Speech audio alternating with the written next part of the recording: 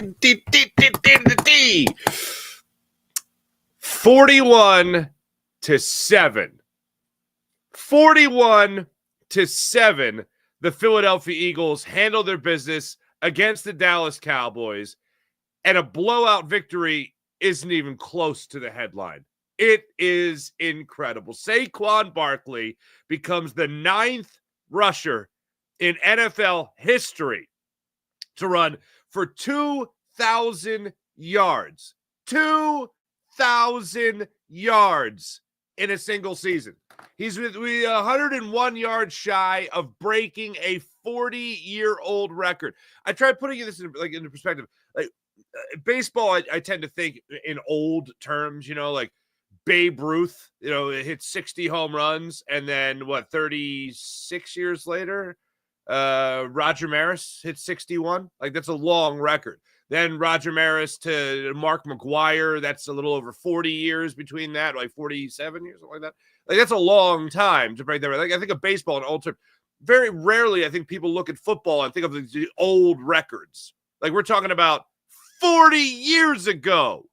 1984, which I know to some people doesn't seem like that long ago, but 40 years ago we're talking about. This rushing record has stood, and people have taken their best shot at it and come up short. In some instances, AP just short.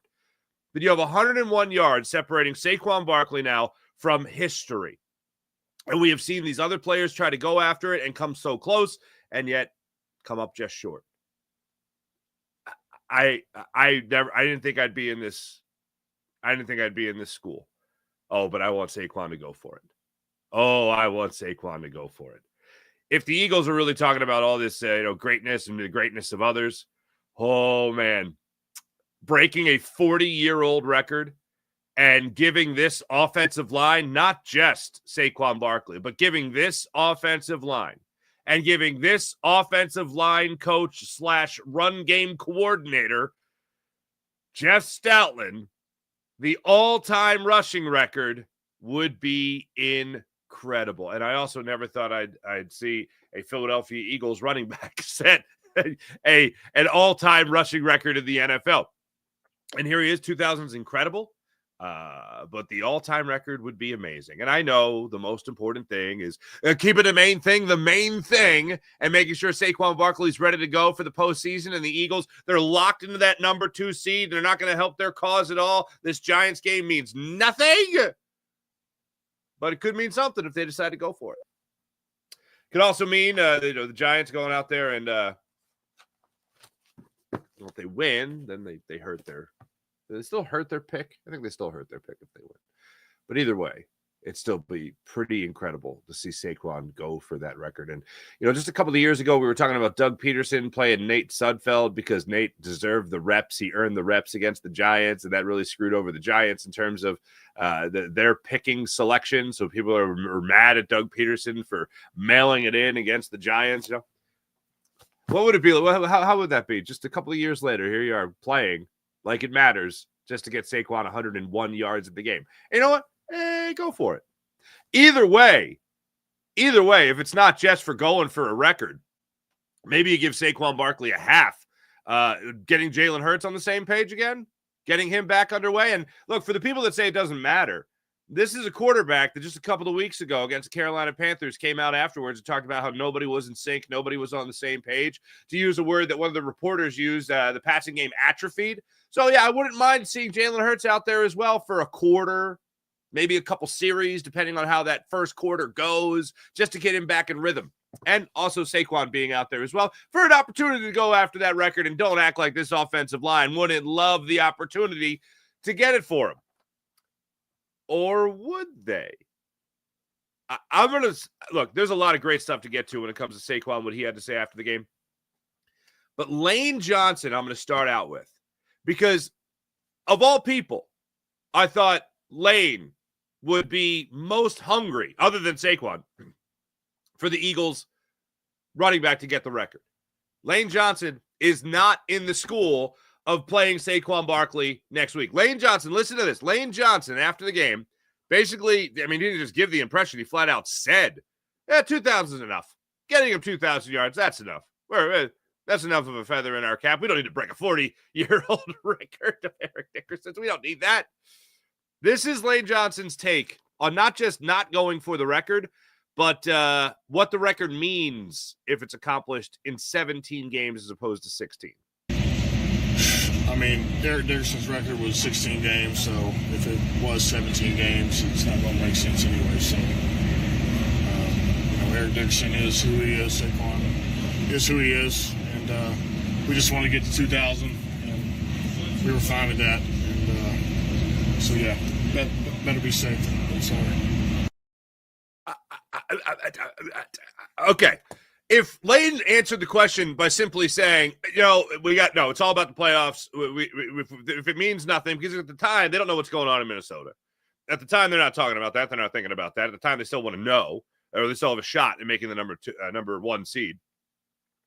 So if he just says, no, we gotta rest. If it means nothing, then and the way the question was posed, and the person that asked the question was my old friend Dave Uram, KYW News Radio, and he's like, yeah, if it doesn't mean anything, would you still want Saquon Barkley to go for the record? 2,000's enough, and it wouldn't matter anyway because it's 17 games. That's the most surprising part. Lane saying that you want everyone to be healthy and healthy as possible for the playoffs. That's not shocking, not shocking at all. But to be like, 17 games, wouldn't mean anything. Thought that was a little surprising. On the other side of it, I loved what Saquon Barkley had to say after the game about breaking the record in 17 games as opposed to 16. And Saquon's like, well, no one brings up the fact that O.J. Simpson did it in, 14 games? And Eric Dickerson did it in 16? So what are we talking about? Record's a record. And also, Saquon said exactly what I think most people would or should say, which is, would you want me to break your record? If it was your record, would you want me to break it? No. Yeah, nobody wants their record broken, but yet records are meant to be broken. And this would be breaking the record, and I want the Eagles to go for breaking that record. Now, am I saying that if it's in the fourth quarter and he's still, 50 yards shy, or even if it's the third quarter, he plays a half, do I still want him to go out there and get 35, 40 carries just to break the record if that's the way things go? Absolutely not.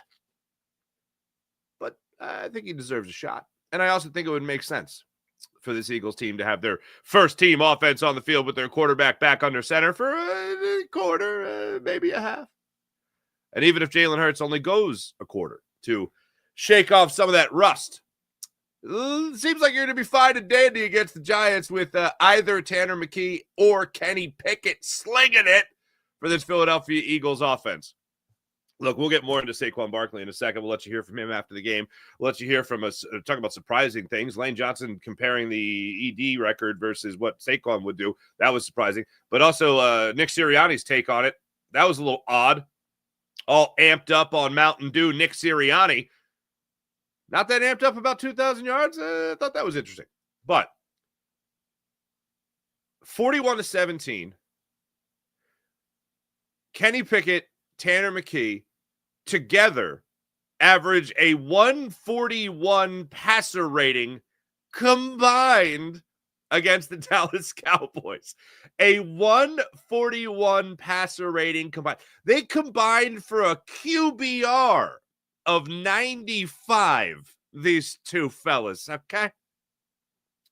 I can't get over. There's one thing, two things that I look back on the game. One, I'll go with Tanner McKee. It's the easier one to get out. Tanner McKee had 3 completions. 2 of them were for touchdowns. His first live NFL regular season action, he throws 3 completions. 2 of them are for touchdowns. The one incompletion still could have been a touchdown, but A.J. Brown couldn't get his right foot down, so obviously he sucks. No, so he ends up going right back to A.J. Brown on the next one, and A.J. Brown scores that touchdown for his first touchdown in the NFL. And then A.J. Brown promptly throws it into the stands, and they get the ball back. Shout out to, I think he's a Delco guy. I could be wrong. For getting that ball back to him. That was great stuff. All hands on deck for that. Dom DeSandro, A.J. Brown, the young man in the stands. Good for him. Saw his interview with John Clark. Took a little gusto out of it when he called him Taylor McKee. But whatever. It was still an amazing moment, a beautiful moment. But that was incredible. Tanner McKee, 3 completions, 2 of them touchdowns. Amazing. The other has to do with the drive that made it 14 to 7 in favor of the Eagles in the second quarter. There were 3 third down conversions in that quarter, and that's not all. Here's what was so incredible about it. The Eagles are driving. It's 12:49 in the second quarter. It's a 7-7 ball game. You just had the incredible play by Chauncey Gardner-Johnson to have the pick 6 of 70 yards, picking off Cooper Rush when he high-pointed the football, as they say, and took it to the house. Then the Cowboys, unfortunately, in their first 2 drives combined, had 19 plays for 105 yards. Yes, 1 pick 6, but 105 yards in 19 plays. So they're moving the ball, and they also had a touchdown on their second possession. And, of course, it was on Quinyon Mitchell. But anyway, I only say of course because after not allowing a touchdown, he's now allowed a touchdown in 2 straight games. Am I worried? No. Just he set a really high bar, so when he allows 2 touchdowns in back-to-back weeks, he goes, I haven't seen that before. So anyway, Eagles get the ball back at 7-7. There's 12:24 remaining in the third quarter, second quarter, Kenny Pickett's at quarterback, obviously, and he has that bizarre 2nd and 5 play where the ball gets tipped out of his hands, and he almost does a somersault. It was a flip forward. It was a front flip. It was almost like something out of a cartoon where a ball's too heavy and the guy throws it, and then he goes in a circle and it lands on his face. I went, oh, that's not good. That didn't look good. And then the replay showed that the ball did in fact get tipped. They end up falling on it. They keep possession. And then on that very same play, the Cowboys end up being the ones with egg on their face because they had illegal contact down the field. So Eagles get the ball 1st and 10 on the 29-yard line. You have Saquon Barkley break off a 1-yard run that he runs for a 7-yard gain. Then he goes for a -7 yard run, unfortunately. Long story short, Eagles end up being in a 3rd and 8. And on that 3rd and 8, Kenny Pickett gets the snap, rolls to his right, sees single coverage on Grant Calcaterra, puts out that ball, and Grant Calcaterra goes up there. His first target of a tight end, Kenny Pickett for a tight end, and Grant Calcaterra reaches up and one-hands that pass for a 34-yard gain on a 3rd and 8. They go from the Eagles' 46-yard line to the Dallas Cowboys' 20-yard line. That was on 3rd down. They made that conversion, and Kenny Pickett did his job, rolling to his right, keeping his eyes downfield, and putting the ball in a space where only and barely his tight end had a shot at making the play, and his tight end made the play. Fast forward to the 3rd and 12 now on the Dallas 22-yard line on that very same drive. Kenny Pickett drops back and throws a dime to Smitty, who is almost running out of the end zone, but drops it in perfectly. Smitty gets both feet down, and the Eagles score their 2nd touchdown of the game and first offensive touchdown of the game to make it 14-7. And after that, that was a wrap, folks. It felt like from that point, I was like, oh, Kenny can sling it. Now I just got to get Saquon going, and they're going to be fine and dandy. So I look at Tanner McKee. When I look at the quarterback play, Tanner McKee, 2 touchdowns on 3 completions, pretty special.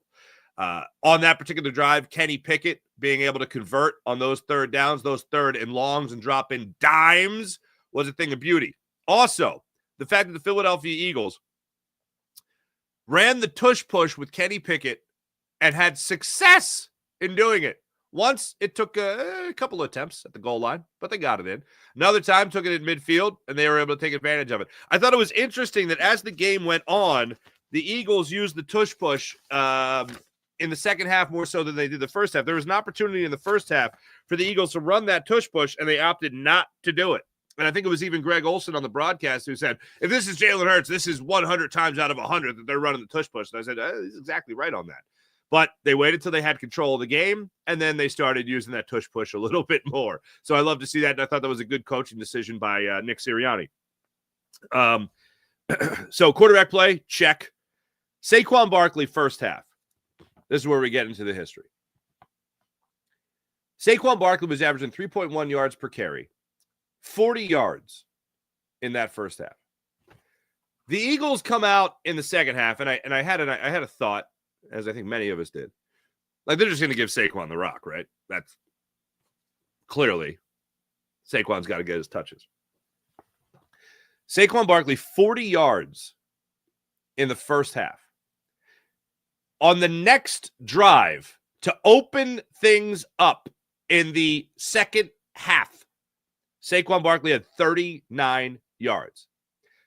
40 yards in the first half, 39 yards in the first drive of the second half. Yeah, they're going to be on a bit of a roll. And after the game, they asked Nick Sirianni about, hey, Nick, how much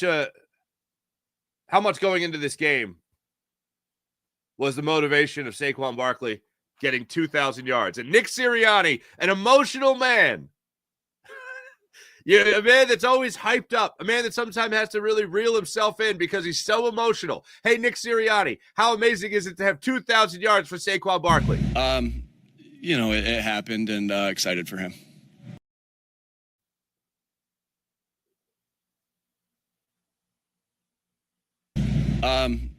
It happened, and excited for him.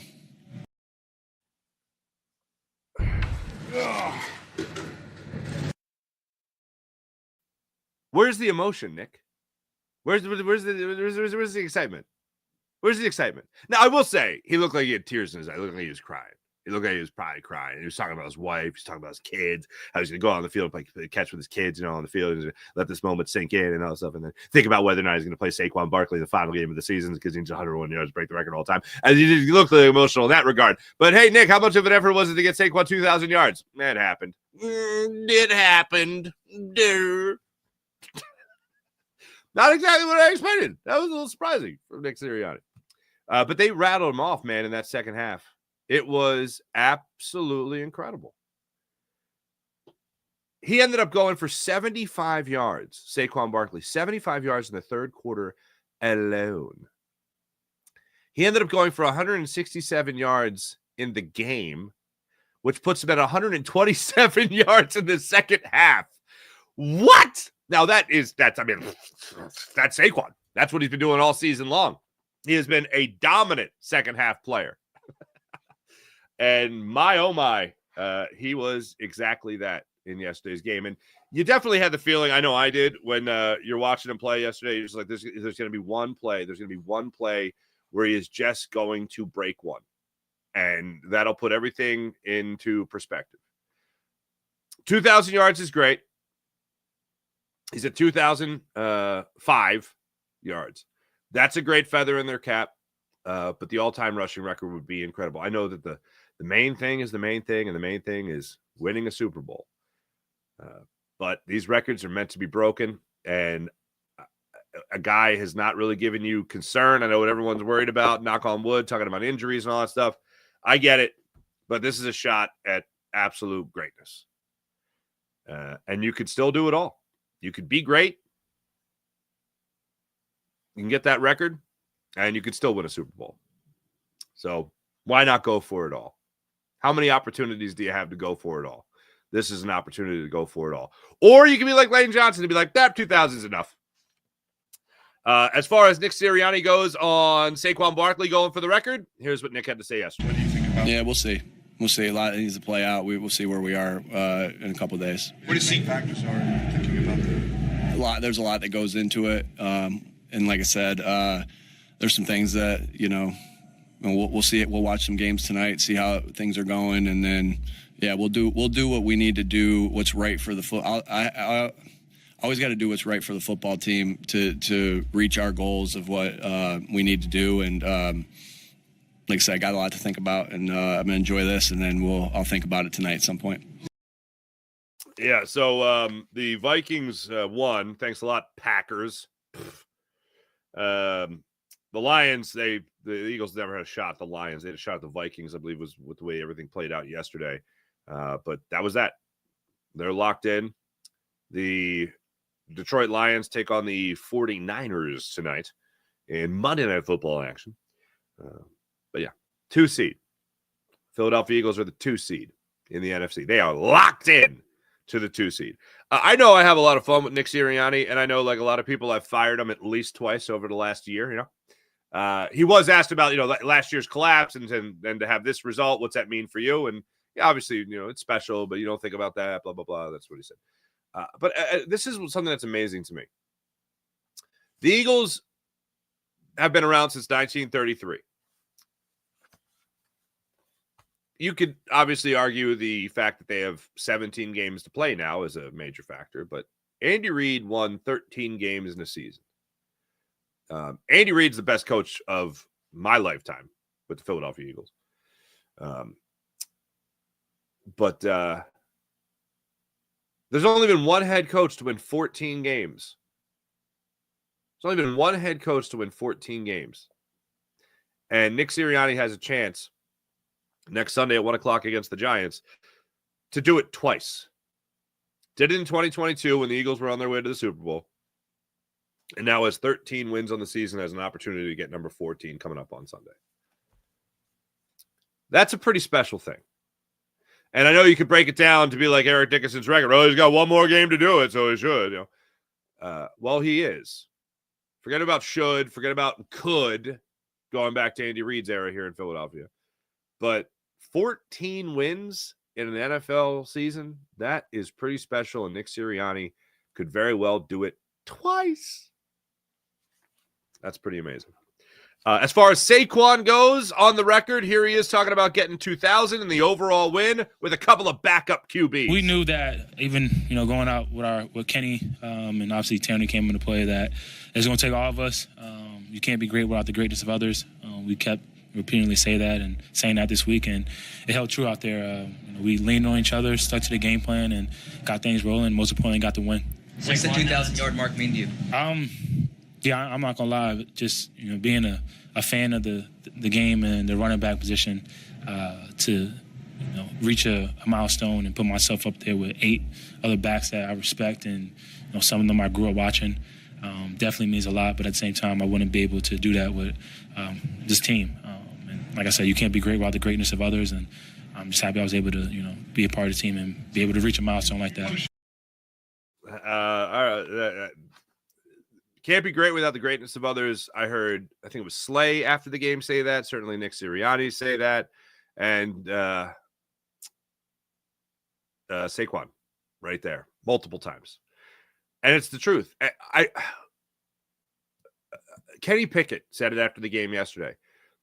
This locker room, and one of the things I've talked about all season and even going back to last year before the collapse and then the previous year, what's so interesting about a Nick Sirianni locker room, and I'll term it that just to talk about the era. You get the vibe that it's like a college team. And Kenny Pickett made that exact correlation yesterday, saying it's like you're in college. Everyone's rooting for everyone. Everyone loves their role on the team. Everyone loves what they're doing. Everyone gets along. Everyone pulls for each other. He's like, it's just like that. It's just like you have a locker room full of your biggest fans. And the point I made earlier in the season was it is amazing to watch this football team and know that the biggest fans of the Philadelphia Eagles are the Philadelphia Eagles. Like, I know that A.J. Brown can get shade thrown on him, and yeah, does he bring a lot of it on himself? Yeah. Does he finesse a word or two? Maybe not in the most responsible way that could cut off a lot of speculation. Certainly, but he's never rooting. He's never not rooting for Devontae Smith. He's never not rooting for Jalen Hurts. He's never not rooting for the offensive line. Of course, he's never not rooting for himself either. Same thing defensively. Chauncey Gardner-Johnson's rooting for Reed Blankenship. Quentin Mitchell and Cooper DeJean pushing each other. Who's the better rookie?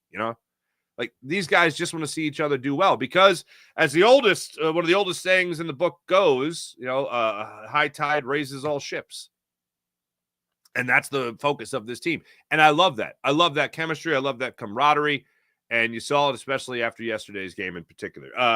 One more thing from Saquon. Actually, 2 more things from Saquon Barkley. Do you want it? Do you want the record? I love how he answered this question. The way I look at it, if it's in God's plan, then it is. If I'm not, overly trying to go get it. I'm not scared of it. Like I would love to, but at the end of the day, also we got bigger things that we're focusing on, and we're able to clinch the division right here. And whether it's we play next week or not and rest, I'm fine with that too, because I didn't come here and sign here just to rush for 2,000 or break a record. I want to do something special, and meaning special with the team. I'm not scared of it. I thought that was the best way you could possibly put it.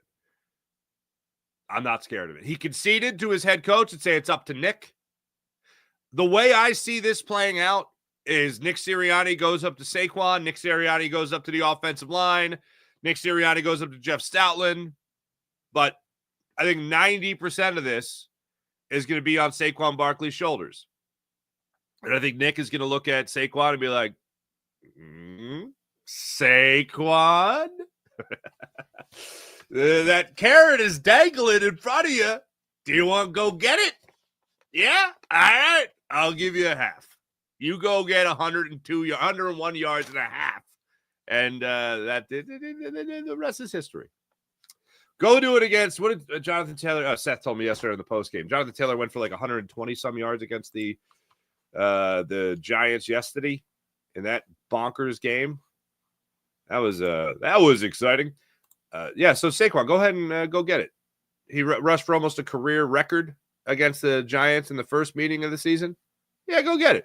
The only thing is that Saquon would have to flip everything he has done this season. Instead of being a second-half player and closer, he'd have to be an opener. I don't know. And go out there and get 100 yards in the first half as opposed to waiting to the second half. Yeah, 125, Jonathan Taylor. 125, 2 touchdowns against the Giants yesterday. That's what happened. 32 carries. I don't know if Saquon's going to need 32 carries. But I want to see it all come together nice. Speaking of things that are being nice, Saquon Barkley had never won a division title before. Saquon Barkley asked by Dave Spadaro yesterday about, hey, you got an NFC East champion hat? You got an NFC East champion T-shirt. That's got to be cool. The way I look at it, if it's in God's plan. You had not won an NFC East title. Yeah, it's cool. I'm not going to downplay it, but like I said, at the end of the day, you're not going to be remembered for being the 2024 NFC East division champs. I'm happy. My first hat and T-shirt game, I didn't even know it was a thing, to be honest. So I'm happy to be part of that, and we did it as a team, but we all know what the goal is. Stay with me here. I had this realization when I was listening to Saquon on the way home yesterday from the postgame show. The division title for the Eagles is not exactly like, but very similar to, stay with me, the United States winning a gold medal in basketball. Like, yeah, you better win. And if you win, cool. If you don't win, how dare you? Like, it's the expectation. And I know there hasn't been back-to-back winners, but I thought the Eagles were going to win the division. I thought the Eagles had it in their back pocket when the season started. I had a great feeling about the Eagles winning the division.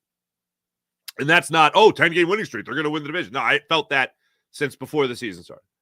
I thought Saquon behind this offensive line would be a juggernaut, and it has been. I mean, again, the only thing, only 8 other running backs have done this.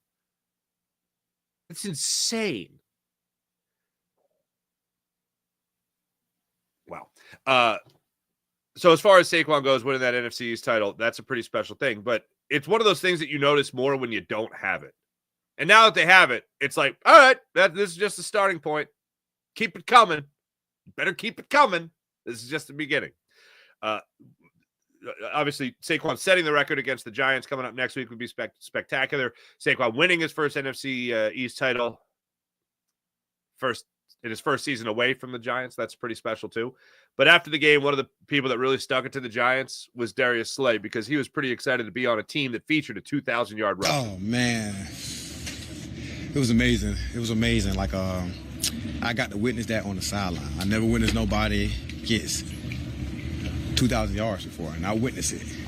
And, man, thank you, Giants. Thank you. Thank you. We really appreciate y'all. You won.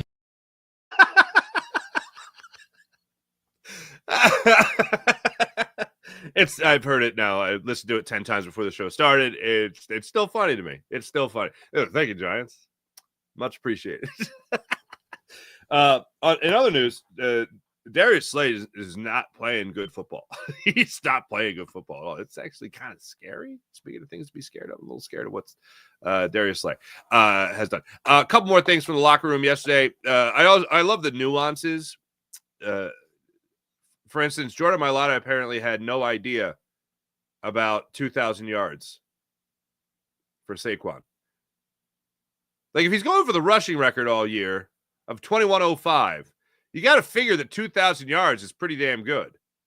But Jordan Mailata had to have that news broken to him by Landon Dickerson. And here's the way it went down according to Jordan Mailata. In the game. Yeah, very aware, especially when we had that timeout to celebrate the 2K. I thought that was pretty cool, Coach. Before that, to do. Didn't have any idea. I think Landon was saying, like, we had 48 more yards. He's like, so what? He's like, the 2K, big dummy. And then, I was like, all right, cool. I was trying to get the big one. Didn't care how many yards. I just wanted him to keep getting yards. So, yeah, it's pretty special. 48 more to what? 2K, you big dummy. Oh, how about that? Damn, I love this team. So, for me, I can't help. I can't help myself. I want to see Saquon go for that record. I know that it's not. He goes out there in the second half. It's something he's got to accomplish in the first half. I think if he plays at all, I think most fans are going to understand the deal, that he's going to have a certain amount of time to do it if he's out there at all. Ultimately, yeah, the decision is going to be Nick Sirianni's. It's going to be Howie Roseman. And, yeah, Saquon. If Saquon goes in the room, he's like, dude, you're putting me in there. Like, I have the opportunity to do this against the Giants of all teams. We have an opportunity. Coach, it's not just me with history on the line. You're the only coach to win 14 games this season. You want to do it twice? Nick Sirianni? Huh? Stroke the ego a little bit? Also, I mean, Jalen is probably going to be healthy enough to play, so we should probably all get on the same page and have our offense go out there and play together as one cohesive, on the same page unit. I mean, you have. I'm Saquon's lawyer now, like lobbying for him to get in this game. You got Jalen was just saying a couple of weeks ago that the passing game was a little stagnant. You want him out there for a couple throws. I'm going to need a couple throws because they're going to put 8 in the box. Obviously, they're going to want to try to stop me because they don't want me to break the record. I have an opportunity to break the record at home too, so get Jalen on the same page with everyone and let me be out there too and have me run the football too. The last part of that's probably the weakest part of the argument, but anyway, I'm excited. I can't just talk about Saquon. I can't just talk about Nick Sirianni. I can't just talk about the backup quarterbacks in this game. How about this defense, folks? We had talked about 5 straight games the Dallas Cowboys have scored at least 20 points. We have talked about how the Dallas Cowboys had won 4 of their last 5 games against 2 significant opponents, actually. One, the Tampa Bay Buccaneers. The other, the Washington Commanders. Those are significant. And then they come into South Philadelphia. And in those 4 wins, by the way, they had scored at least 26 points in those victories. Rico Dowdle had been running the ball really well. Cooper Rush had back-to-back 100-plus passer rating games. Not today. Well, yesterday. Not yesterday. And Chauncey Gardner-Johnson was the guy that helped turn the tides. They were moving the football on their first possession. Chauncey Gardner-Johnson rose up, grabbed that football, took it 70 yards to the house. You're watching this game play out yesterday, and you're seeing a Philadelphia Eagles defense get that football. 9 takeaways in the last 2 games for this Eagles defense. 5 of them against the Commanders. Not exactly not the ending you wanted. But in yesterday's game, 4 takeaways for the Philadelphia Eagles. You saw forced fumbles from this defensive line. You saw them go out there without Nakobe Dean. Oren Burks came in there. He had himself a nice little game. Jordan Davis recovered a fumble. Cooper DeJean recovered a fumble. You had guys going out there and playing great and being aggressive in going after that football. Chauncey Gardner-Johnson came away with 2 interceptions in this one, 94 yards in interception return yards, including that tutty that he had in the first drive of the game there against the Cowboys yesterday. All in all, a 41-7 win is a complete dominant win. And it's not something I expected. Yesterday, I expected the Eagles to go into this game. I expected it to be a defensive battle. One defense showed up, the other, not so much. But it wasn't that at all. The Eagles just put them over their knee and dominated this game. Speaking of guys that stepped up, I mentioned Chauncey Gardner-Johnson's 2 interceptions yesterday. Chauncey Gardner-Johnson did not have 2 interceptions in the previous week against the Commanders, but he did have 2 game misconduct penalties, unsportsmanlike conduct penalties, excuse me. Talking about hockey all of a sudden. And was thrown out of the game. So he got asked the question yesterday, did you feel like you needed to step up? Did you feel like you needed to step up in this game in particular after being thrown out of last week's game? Chauncey Gardner-Johnson's answer, speaking of surprising things after the game, this one might have surprised you as well. No. What you get. You get the cards, you get the hand you deal, you know? I think it was a learning lesson. I got to grow the hell up. Because this team obviously needs me when I'm here. I ain't saying, like, in a way as, oh, I'm a superstar. No, like, my presence, just being out there with the guys and having fun. I think just being out there with them, it hurt me not being out there and seeing them losing. We could have clinched the week before, but I had to look myself in the mirror and understand it's a team game, not a me game. You know? Well, I didn't realize that, but it's just certain aspects at certain points of the game, you got to understand it's a team game. Chauncey Gardner-Johnson saying, I need to grow up. Team game, not a me game. Fair enough. Loved everything I heard from him after the game yesterday. Hey, let me tell you about the Game Time app. Download the Game Time app, create an account, use promo code Farzi, and get $20 off your first purchase on the Game Time app. Want to go to the game? Want to go to the concert? Want to go to the comedy show? Want to go to Eagles Giants on Sunday at 1 o'clock? That game's slated for Sunday at 1 o'clock.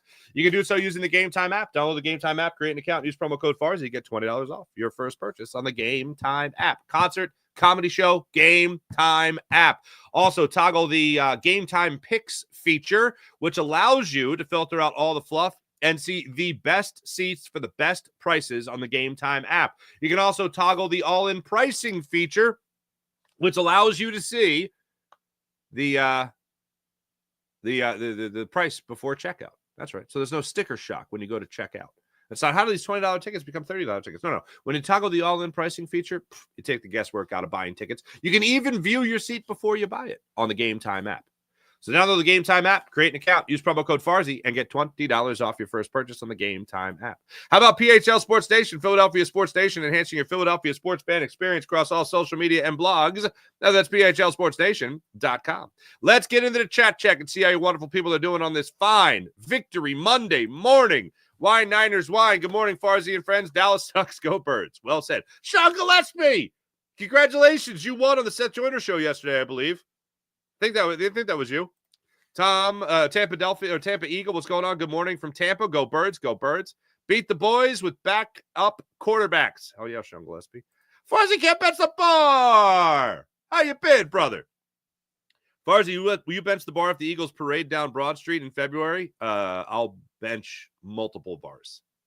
Okay, all right. FBA veteran, hello. Fly Eagles fly. Dabrowski not keeping up with the big market teams. No, he's not. Farzi, I just want a parade, says go Sixers. Uriel, level up Riley, hello. Yes, give Saquon the ball and give the Eagles the history rushing title. Hell yeah. Saquon had 10 minutes on the bench in the fourth quarter yesterday. Why not get the number? That's what I was saying the same thing, Damon. Damon Fat, great name. That's one thing Darius Slay said after the game as well. Like, he could have gotten 101 just in the fourth quarter alone. That's what I'm saying. April. Good morning, April. What's happening? All of a sudden, the Giants can beat teams. Lane is right. Meh. Well, if he's right, then keep playing, man. Packers, like says Debbie Drunk. Great name. Packers likely coming to the link for the Super Wildcard weekend. That's going to be bonkers. Wait, who do I need to get? Wait. You need to have an interview with him this week. Laugh out loud. Oh, that was a real fan. Oh, yes. The fan that caught the ball. Yeah. And gave it back. That was pretty great. I can think if he killed Kenny. I really can't get over how great Kenny Pickett played yesterday. Thomas Brunson, if he gets the record, okay, he gets it, but we chasing rings. Tunnel vision ring number 2. Love it. Daz, what's popping? Thomas Brunson, hello again. Ryan, I feel like trying to get Saquon the record would be like ego of Dan Campbell and then bite us in the ass. It's possible. K. Raleigh, what's up, Crowley? The Eagles shouldn't go for the record. They have bigger things. I understand that. Look, I get both sides. I really do. T-Bro. Hey, brother. Eagles fan, what's going on? Farzi only cares about spring training. Thank you, Greg. That's hilarious. Fuji, Mike Fuji. Quinyon Mitchell looks suspect over the last 2 games. Like I said, he set a really high bar for himself. Matthew, I pointed that out. Yes, I did. Tanner McBrady. That's great. How about what do they call him? The Mormon Missile? That's pretty funny. Thanks, everybody in the chat. You guys are wonderful. Hey, more of me coming up on Fox 29 in a couple minutes. Then the Sixers play some team out there. The Portland Trailblazers tonight at 10 o'clock. I'll be on Locked On Sports Philadelphia's channel on YouTube, so make sure you guys like and subscribe to that. I'll be on after the Sixers game tonight. Go Birds, baby. See you guys tomorrow. We'll see you guys tonight and see you guys tomorrow morning as well. Go Birds.